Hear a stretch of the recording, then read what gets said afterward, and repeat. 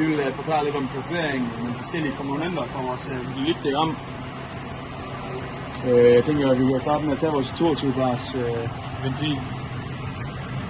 Den sætter her i en af endedækslerne hernede. Og det er den, der forsyner alle vores magnetspoler med olie. Så det er de her magnetspoler, som de ser olie ud til.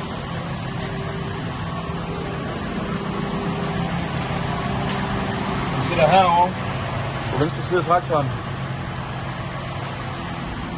Den forsyner også vores koblinger.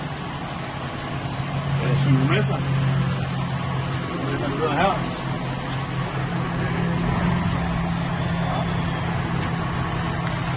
Den forsyner også den her. Det er en overtryksventil til reciprostat. Den sidder herinde, man kan lige fornemme, der sidder en klump her.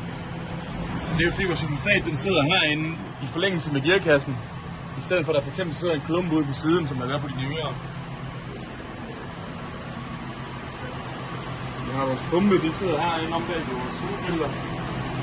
Hernede og her.